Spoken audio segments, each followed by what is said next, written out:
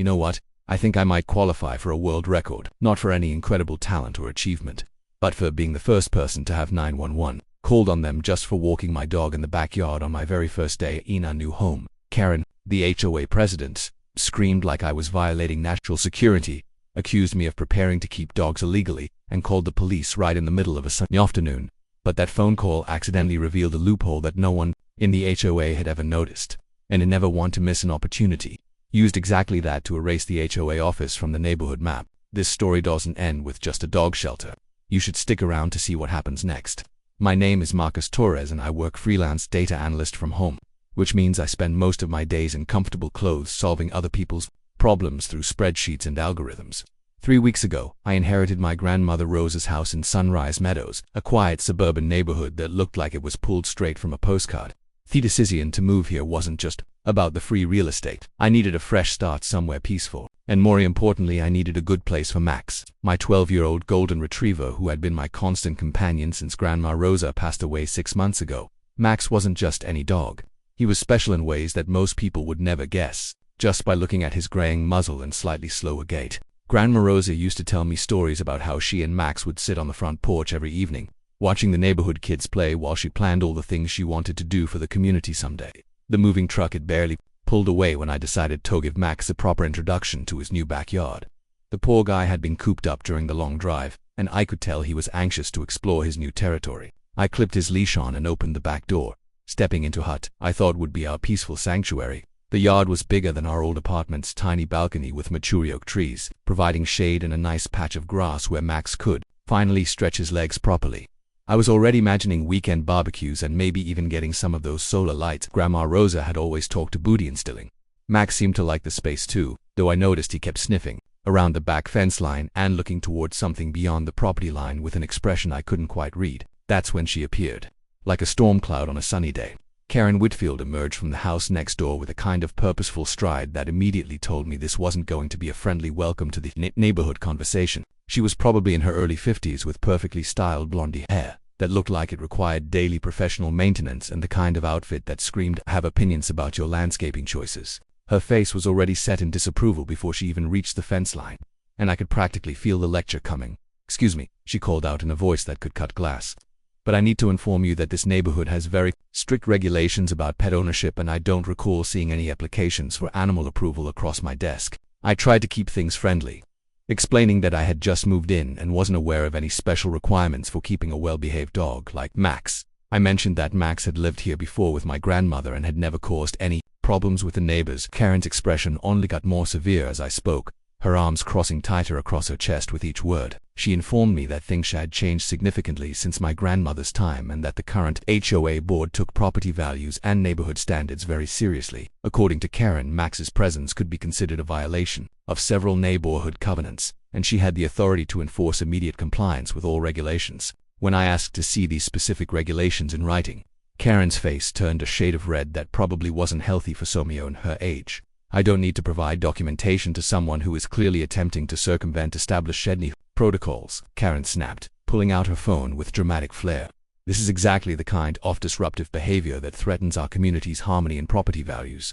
Before I could even process what washer painting, she was dialing 911 and speaking in the kind of urgent tone usually reserved for actual emergencies. She reported a potential security situation involving unauthorized animal sand, suspicious activity by a new resident who was refusing to comply with established community standards. I stood there with Max, who seemed completely unbothered by the drama unfolding around him, wondering if I had somehow fallen into an alternate reality where walking your dog constituted a federal crime. 20 minutes later, 2 police officers arrived at my front door, looking like they were expecting to find something significantly more dramatic than a guy standing in his backyard with a senior citizen golden retriever.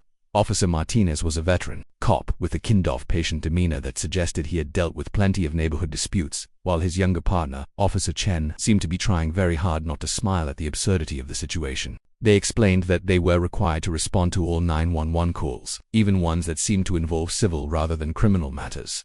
After a brief conversation where I showed them Max's vaccination records and explained the inheritance situation, Officer Martinez made a comment that would change everything.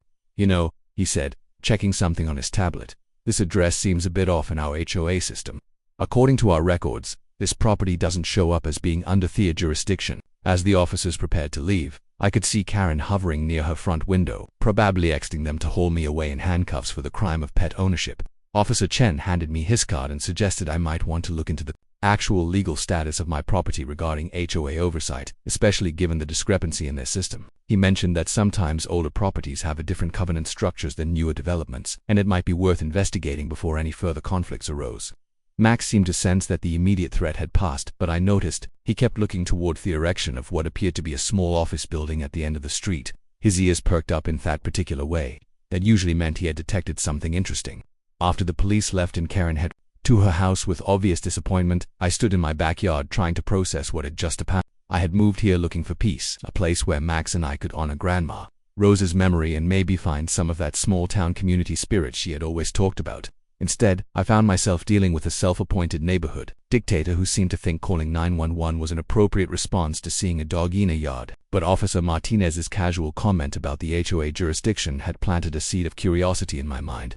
The kind of professional instinct that had served me well in my previous career when I was still doing insurance investigation work. If there was one thing I had learned from years of analyzing fraud cases, it was that when Simone was that aggressively defensive about their authority, they usually had something to hide. But that casual remark from the police officer had lit the fuse for something Karen could never have anticipated. An investigation that would change everything she thought she knew about power and control in our little neighborhood forever. You know that feeling, when you discover that the person who just humiliated you in front of the entire neighborhood has been living in a complete bubble of lies. Well, that's exactly what I was about to uncover about Karen and her little HOA empire. The morning after my encounter with Karen and her dramatic 911 performance, I decided to do what any reasonable person would do when facing a potential legal challenge. I dug into the paperwork. Years of insurance investigation work had taught me that truth usually lived in the documents that people assumed no one would ever bother to read. I spread out every piece of paper related to Grandma Rose's house. Across my dining room table, from the original deed to the most recent property tax statements, Max settled beside me on the floor, occasionally lifting his head when I rustled through particularly interesting folders, as if he understood the importance of what I was doing. The first thing that caught me attention was the date on the original property deed. Grandma Rosa had purchased this house in 1994, a full 15 years before the Sunrise Meadows Homeowners Association was even incorporated. According to the legal documents, the HOA was established in 2009 as part of a neighborhood improvement initiative. But on-lit properties purchased after that date were automatically enrolled in the covenant agreements. As I cross-referenced HOA's founding documents with the property records, a clear picture began to emerge. My grandmother's house, along with several other original properties on the street, had been grandfathered out of the HOA jurisdiction. We were what legal experts call non-conforming properties, which meant that while we lived in the same neighborhood, we weren't bound by their rules, regulations, or authority. Karen had been operating under the assumption that her power extended to every single house in the development, but she was. Not only was she wrong, but any attorney worth their bar exam fee would have caught this discrepancy within 5 minutes of reviewing the case. I couldn't help but smile as I realized that Karen's threatening phone calls and dramatic police summoning had been based on absolutely no legal foundation whatsoever. But my investigation didn't stop there. Something about Karen's overly aggressive behavior and her immediate jump to involving law enforcement suggested there might be more to this story than simple neighborhood politics. I decided to search the HOA office building itself, the small structure at the end of our street that Karen seemed to treat as her kingdom. What I found in the public records was fascinating and more than a little suspicious. The building had been constructed in 2011, 2 years after the HOA was established. But the permits and joining documents told an interesting story. According to the city planning office, the land where the HOA officer sat was designated as public green space in the original neighborhood development plan. Someone had built a private office building on land that was supposed to remain undeveloped for community use. The permit history showed a series of applications and approvals that didn't quite add up when I examined them closely. Several signatures on crucial documents appeared to be remarkably similar, despite supposedly coming from different board members. Across multipliers, having spent years analyzing fraudulent insurance claims, I recognized the telltale signs of document manipulation when I saw them. Karen hadn't just been aggressive about her authority. She had been systematically falsifying records to maintain and expand her power base. The deeper I dug, the more irregularities I found in the HOA's financial records, permit applications, and board meeting minutes. While I was absorbed in my search, Max had been displaying some unusual behavior that I initially attributed to stress from the move. Had kept walking to the back door and staring toward the fence line that bordered the HOA office property. Every hours, he would go to that same spot, sniff the air with intense concentration, and then look at me with an expression that seemed almost urgent. Max had always been an intuitive dog, but this behavior was different from his normal curiosity about new environments. He would pace along the back fence, occasionally pawing at the ground near a section where the property lines met. When I followed him outside to see what had captured his attention, I noticed that his focus seemed particularly concentrated on an area where the landscaping looked recently disturbed. That evening, as I was organizing my findings and preparing to document everything I had discovered about THEHOA's questionable legal status, Max's behavior became even more pronounced. He scratched at the back door until I let him out, then immediately went to the same spot along the fence line and began digging with a determination I hadn't seen from him in years. At first I thought he might be chasing some underground critter, or trying to bury a toy, but his digging seemed too purposeful and focused for normal dog behavior. After about 10 minutes of assistant excavation, Max uncovered something that made my blood run cold. Partially buried in the soft earth near our property line was a small plastic bag carefully sealed and placed there intentionally. The bag contained what appeared to be a white powdery substance along with a small digital scale, the kind used for precise measurements. Even without my background in investigation, it would have been obvious that this wasn't gardening supplies or household items. Accidentally dropped by a neighbor. Someone had been using the area near our property line as a hiding spot for something they didn't want discovered by casual observers. Max's behavior suddenly made perfect sense. His years of training and instincts were telling him that something dangerous and illegal was happening right next to our new home.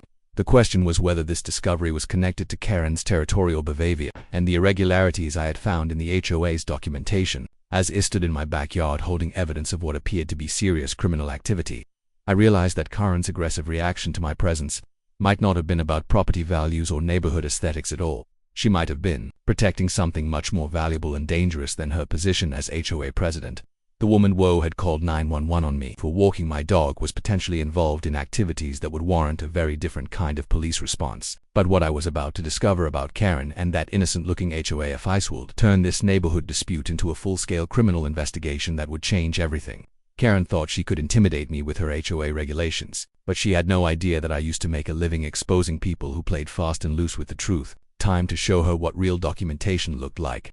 The next morning, I drafted the most professionally worded legal notice I had ever written. After years of dealing with insurance fraud cases, I knew exactly how to present evidence in a way that would make any reasonable person back down immediately. My letter to Karen was a masterpiece of legal precision, complete with property deed copies, HOA and corporation documents, and a detailed timeline proving that my grandmother's house predated their authority by a decade and a half. I hand-delivered it to her front door with all the confidence of someone who had done their homework thoroughly. Thelator politely but firmly informed her that any future attempts to enforce HOA regulations on my property would constitute harassment and could result in legal action for exceeding her lawful authority. I made sure to copy the entire HOA board, the local police department, and the city planning office, because nothing says I'm serious quite like a paper trail that involves multiple government agencies. Karen's response was swift and predictable.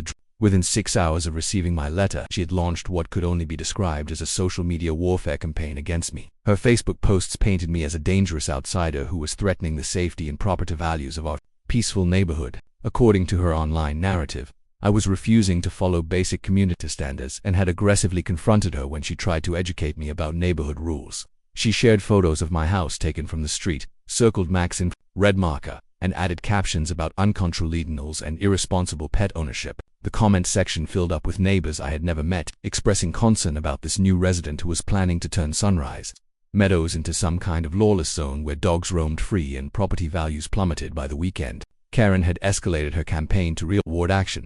She called an emergency HOA meeting, posted flyers throughout the neighborhood, and sent personal invitations to every house except mine. The meeting was scheduled for Saturday evening at the community center with the agenda focused entirely on addressing recent threats to neighborhood harmony and property standards. I learned about this gathering from Mrs. Chen next door, a sweet, elderly woman who seemed genuinely confused about why anyone would call the police on someone for having a well-behaved dog. She mentioned that Karen had been going door to door, talking about how my defiant attitude was setting a dangerous precedent that could lead to the breakdown of everything that made their community special.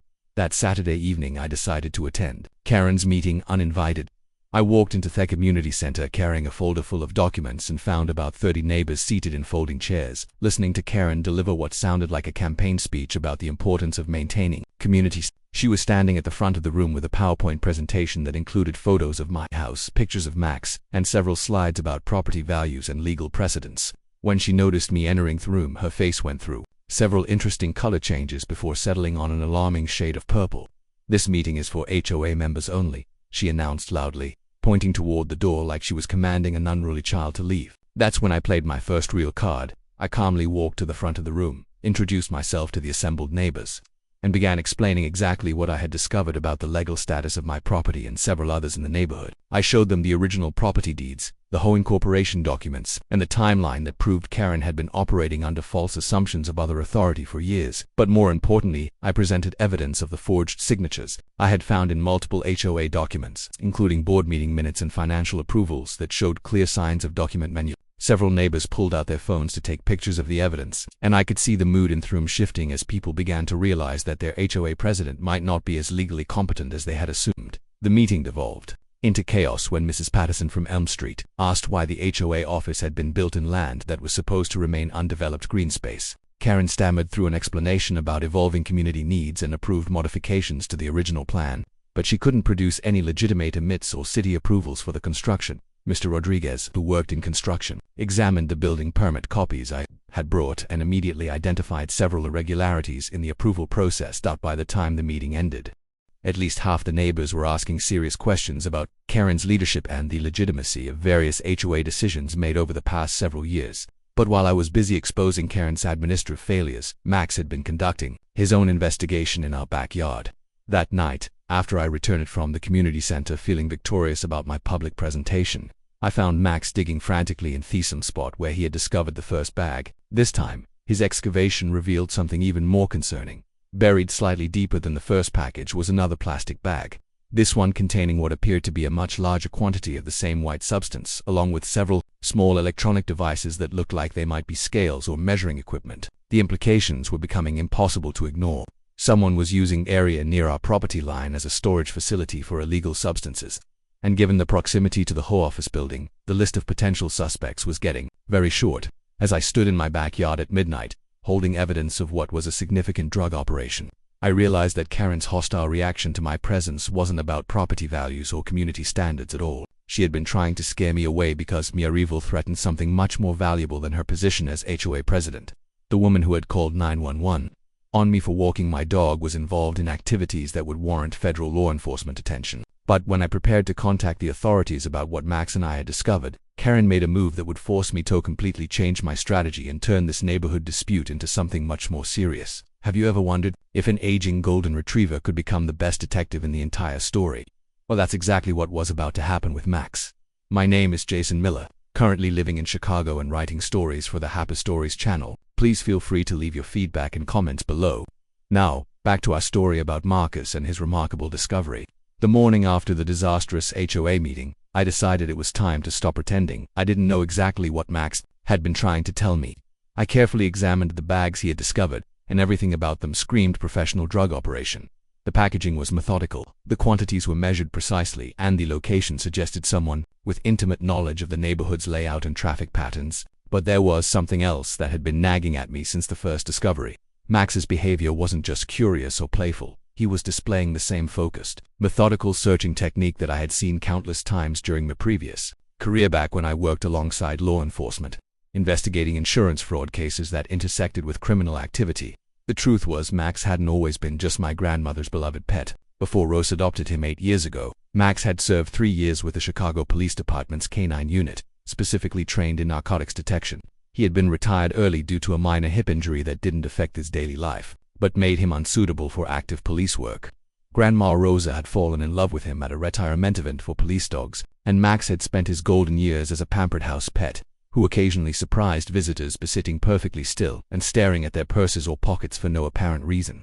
Now I understood why Max had been so agitated about the area near our fence line. His nose and training were telling him that someone was running a drug operation practically in our backyard. I knew I needed professional help to handle this situation properly, so I reached out to Detective Rivera, an old contact from my insurance investigation days who specialized in narcotics cases.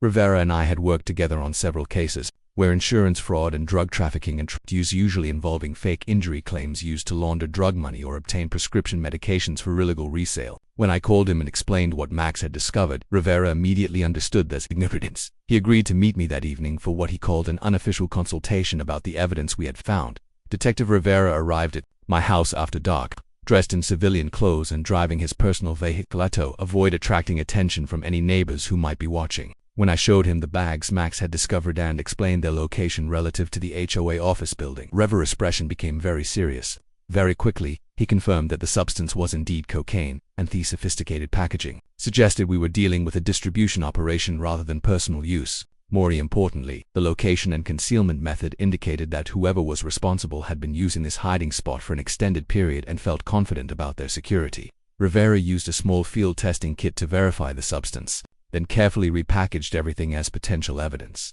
But Rivera's investigation did stop with the drugs. He spent an hour examining the area around our fence line, using a flashlight to look for additional evidence or signs of regular activity. What he found was even more disturbing than the hidden drugs. There were clear signs that people had been accessing this area regularly, probably at night, and the foot traffic pattern suggested multiple individuals were involved in the operation. More concerning was Rivera's discovery of what appeared to be surveillance equipment hidden in the landscaping near the HOA office building. Someone had been monitoring the area, probably to ensure their operation remained undetected by casual observers. Rivera's professional assessment was that we were looking at a sophisticated drug distribution network that had been operating for months, possibly years. The proximity to the HOA office building wasn't coincidental. Someone with access to the building was either directly involved in the operation or being used by people who were given Karen's aggressive reaction to my presence and obvious panic about losing control of the neighborhood. Rivera suspected that the HOA president was more than just an innocent bystander in this situation. He explained that drug operations often used legitimate community organizations as cover, particularly HOAs and community centers, because they provided regular access to neighborhood areas without arousing suspicion. That night, Rivera and I conducted careful surveillance of the HOA office building and the surrounding area. What we observed confirmed our worst suspicions. Around midnight, a dark sedan pulled up behind the building and two individuals got out and began moving packs from the car to what appeared to be a storage area inside the office. The operation was quiet, efficient, and routine for everyone involved. Through binoculars, Rivera was able to identify the license plate number and document the entire transaction with his camera. But the most shocking moment came when a third person emerged from the building to help with the transfer. Even in the dim lighting, there was no mistaking Karen's distinctive silhouette and dramatic gestures as she supervised the unloading process. Rivera immediately called for backup and prepared to conduct what he described as a controlled approach to gather more evidence before making any arrests. As we watched Karen and her associates complete their midnight transaction, it became clear that this wasn't just a case of a local HOA president being pressured by drug dealers to provide storage space. Karen was actively participating in the operation, coordinating activities, and was comfortable with her role in what appeared to be a significant narcotics distribution network. She wasn't just protecting her HOA presidency. She was a criminal enterprise that had been using our neighborhood as a base of operations. As Rivera coordinated with his colleagues to plan a proper investigation and potential raid, I realized that Karen's hostile reaction to my arrival hadn't been about property values or community standards at all. She had been trying to eliminate potential threat to a criminal operation that was probably generating more income than her day job as HOA president. The woman who had called 911 on me for walking my dog was apparently neck-deep in activities that would soon require a very different kind of law enforcement response. But when I prepared to let Rivera handle the rest of this investigation through proper police channels, Karen made a legal move that would force me to fight back in ways I had never anticipated. At this point, Karen had played her final card, but she had no idea that I still held an entire hidden deck in my hand. The very next morning after Rivera's surveillance operation, I was served with legal papers that made Karen's previous dramatics look like child's play. She had filed a formal lawsuit against me in county court, complete with a temporary restraining order request and claims for damages. That would have been laughable if they weren't so malicious.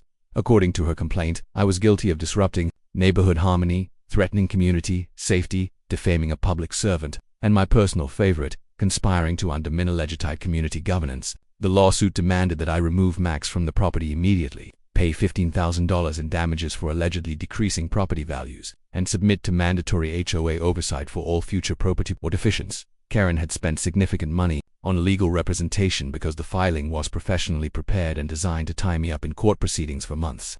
But Karen had made one critical mistake in her legal strategy by filing a lawsuit that claimed I was threatening community safety and engaging in conspiracy. She had opened the door for me to present evidence about the real threats to community safety that I had discovered. Her aggressive legal action had essentially given me permission to introduce everything I knew about the drug operation, the forged HOA documents, and her illegal activities as part of my defense. I immediately contacted my attorney, Sarah Chen, who specialized in both real estate law and civil rights cases. When I explained the situation and showed her the evidence Rivera and I had gathered, Sarah's reaction was swift and decisive. Karen just handed us Thekis to her destruction. she said with the kind of smile that usually meant someone was about to have a very bad day in court. Sarah's countersuit was a masterpiece of legal precision that turned Karen's accusations back on her with devastating effect.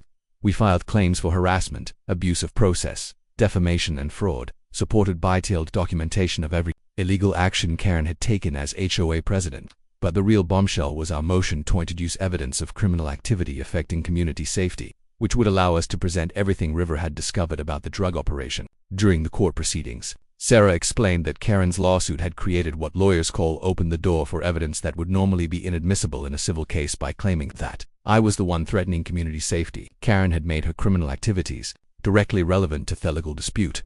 While our legal teams prepared for battle, I received unexpected support from an unlikely source. Councilman James Park contacted me directly after hearing about Thella's suit through local government networks.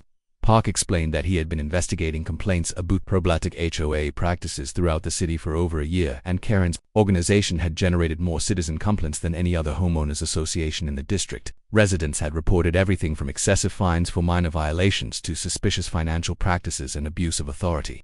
Park had been looking for a taste case to challenge the unchecked power of abusive HOAs, and my situation provided exactly the kind of clear-cut example of overreach that could support broader reform legislation.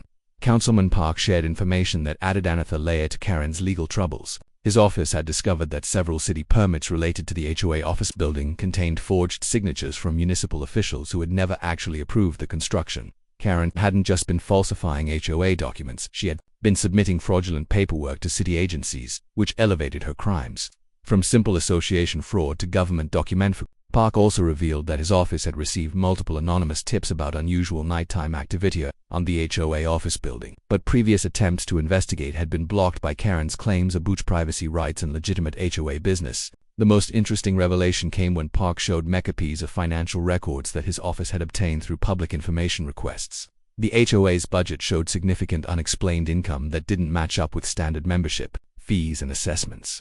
Karen had been reporting this extra income as special community improvement donations and voluntary neighborhood enhancement tranche, but the amounts were far too large and consistent to represent legitimate charitable giving.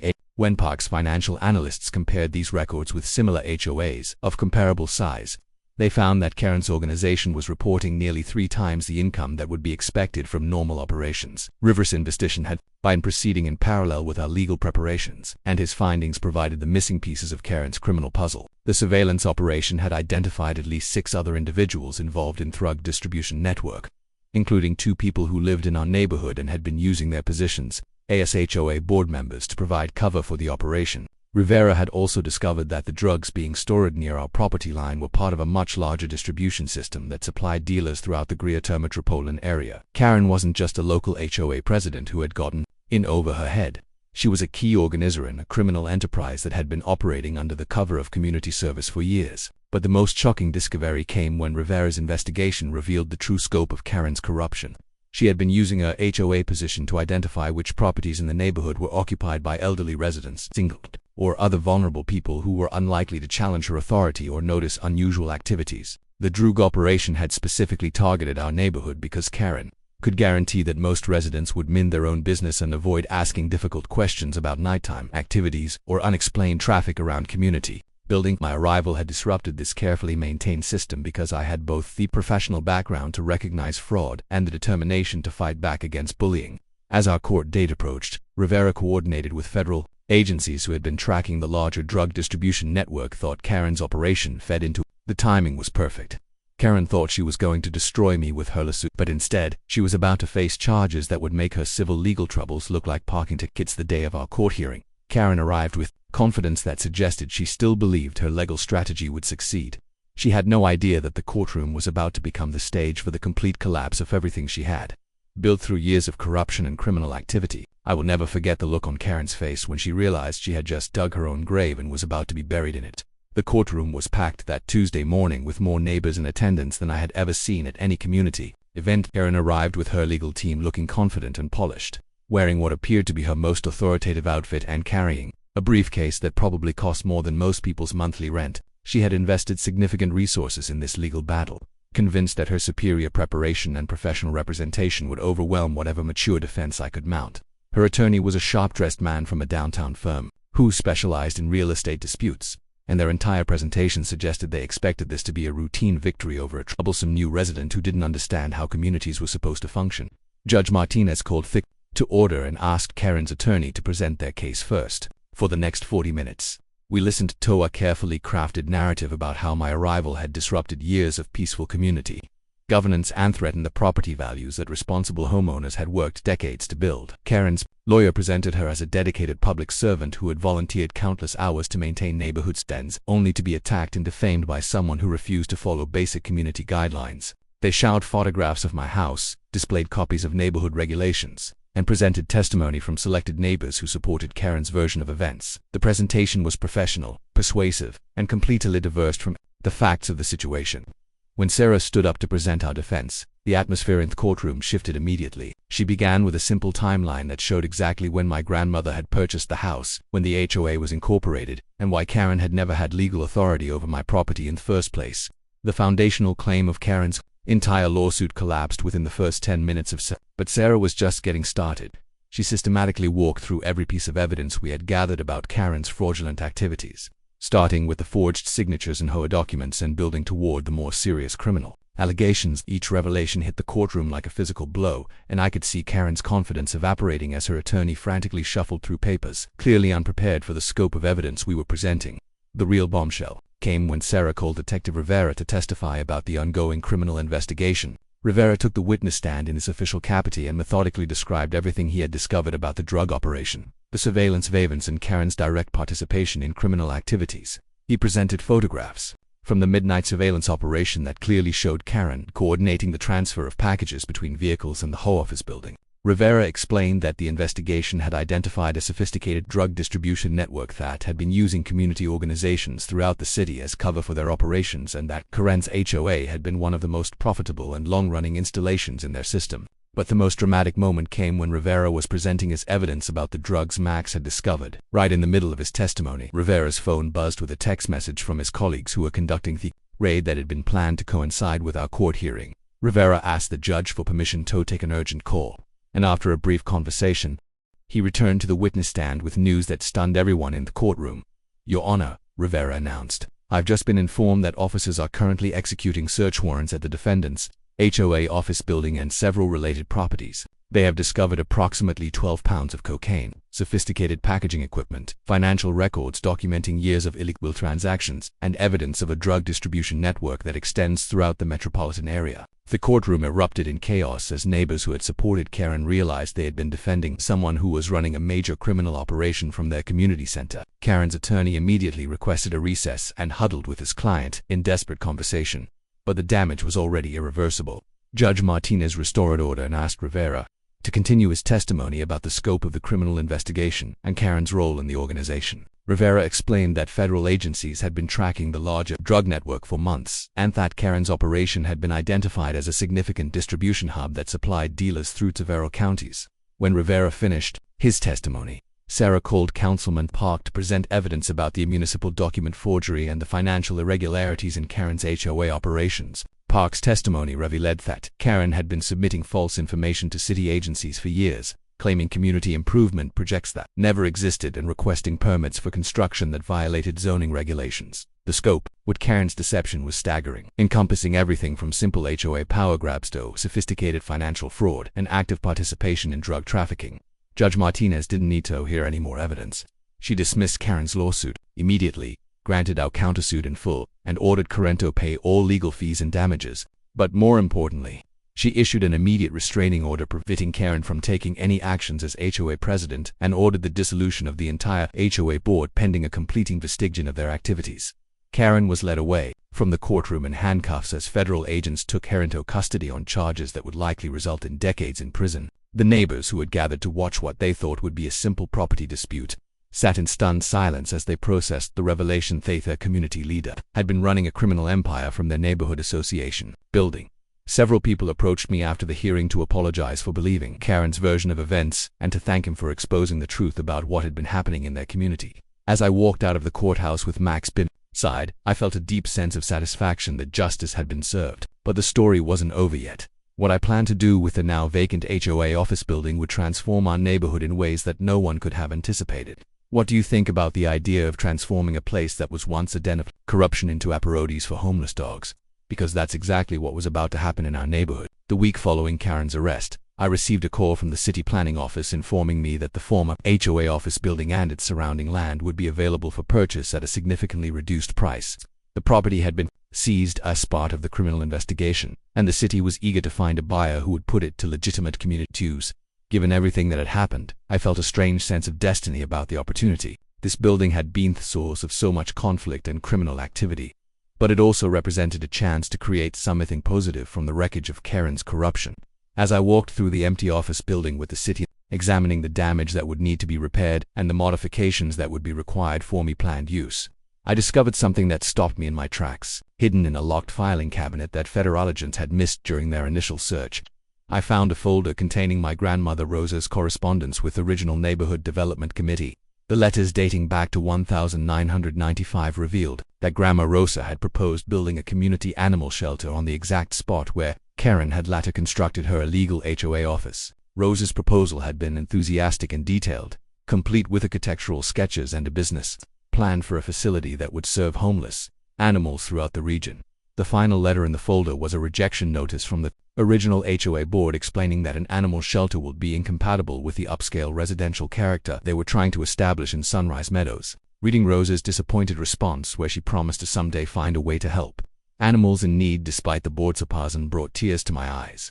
My grandmother had been fighting the same battles against small-minded 30 years ago, and now I had the chance to fulfill her dream in the most poetic way possible. Karen's criminal empire would be demolished to make way for the exact community service project that she and her predecessors had blocked for decades.